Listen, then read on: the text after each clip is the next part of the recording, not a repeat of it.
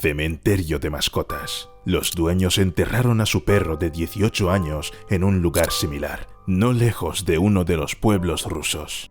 Llevaba mucho tiempo enfermo, así que la gente estaba preparada para su muerte. Pero solo unas pocas horas después, el perro fue encontrado cerca de una de las carreteras, vivo.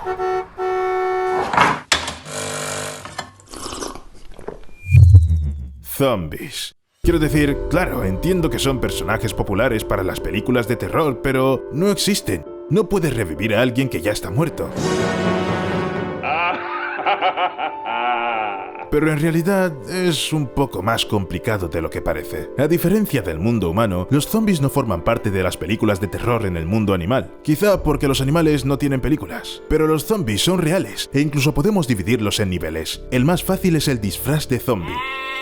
No estoy bromeando, el insecto asesino, Acanthaspis petax, mata a sus víctimas y luego se pone sus restos encima haciéndose pasar por otros insectos. Este caparazón hecho con sus víctimas es mucho más grande que el cuerpo del insecto y puede contener hasta 20 exoesqueletos de hormigas. Así es como Acanthaspis petax se defiende de sus principales enemigos, las arañas. Las arañas confunden el caparazón de exoesqueletos con un grupo de hormigas vivas y prefieren no meterse con ellas. Quizás porque las hormigas se resisten cuando las arañas intentan comérselas, o quizás porque a las arañas simplemente no les gustan los zombies. Aunque solo sea un disfraz, ahí es donde suele empezar todo.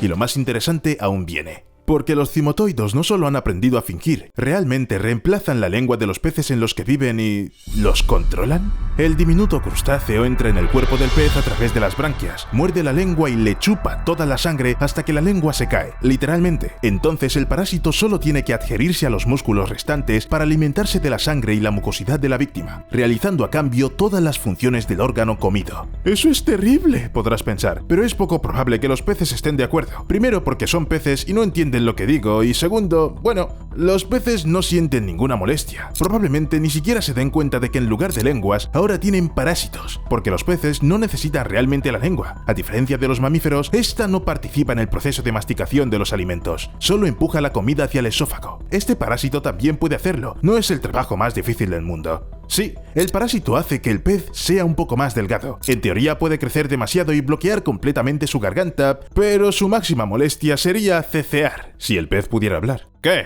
¿Por qué me miras? ¿Acaso hay algo en mi cara? Pero si estas son las versiones ligeras de la zombificación, entonces el siguiente nivel es cuando comienza el control total del cuerpo. Hay bastantes criaturas que lo practican y la mayoría de las veces los zombies vagan por el mundo de los insectos, pero hay casos únicos y muy aterradores. Una vez que unos peces poco precavidos comen un trematodo, los peces empiezan a nadar en la superficie, incluso dando vueltas para llamar la atención. Así, los peces se convierten en un objetivo llamativo y acaban siendo devorados por las aves.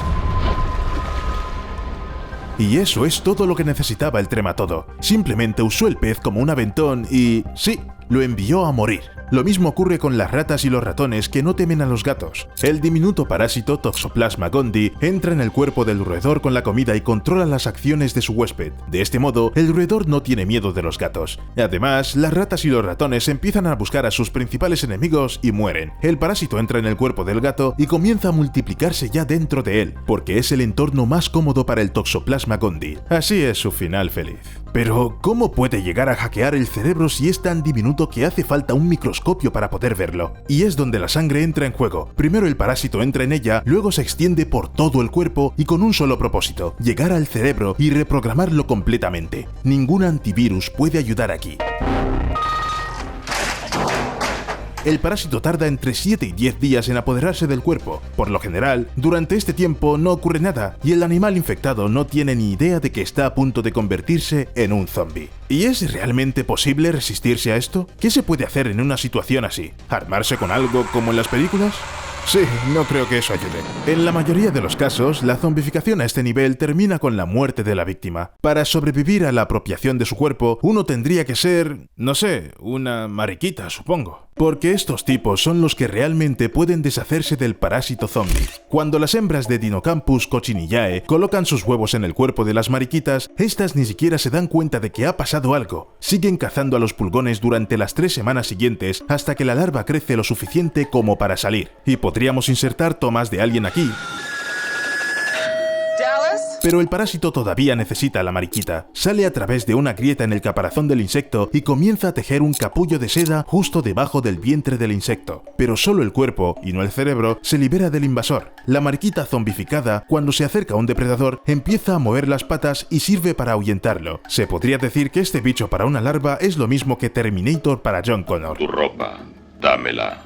Ahora. Y sí, solo un 25% de las mariquitas pueden sobrevivir después de que la larva se convierta en un insecto adulto y salga volando, aunque no tengo ni idea de cómo lo logran. Pero los científicos han averiguado por qué las criaturas se apoderan del cerebro de otros en primer lugar. Es decir, no pueden querer de verdad convertir a una rata en un zombie. Oye, Steve, escucha, acabo de tener una idea genial.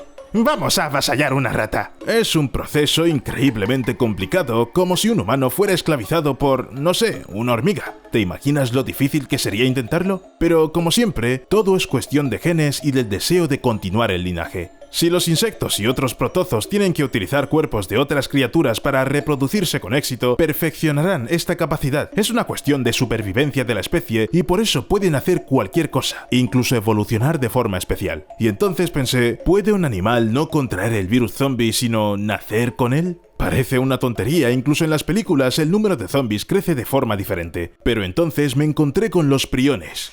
Básicamente son proteínas con una estructura inusual, lo que hace que los priones sean mortales. Puede que hayas oído que hubo algunos casos extraños en Estados Unidos y Canadá. Los ciervos y los alces se comportaban como si fueran los personajes de The Walking Dead. Los animales que habían contraído alguna extraña enfermedad perdieron el miedo a los humanos, se comportaban de forma agresiva, se movían con dificultad, bajaban la cabeza, temblaban. ¿Te suena? Resultó que los priones eran culpables, y se pueden encontrar en muchas especies, incluyendo en los humanos. Hasta cierto punto la proteína puede comportarse perfectamente y llamarse PRPC, pero luego se pasa al lado oscuro y se convierte en PRPSC. Y este es el principio del fin. Learn to use the dark side of the Force.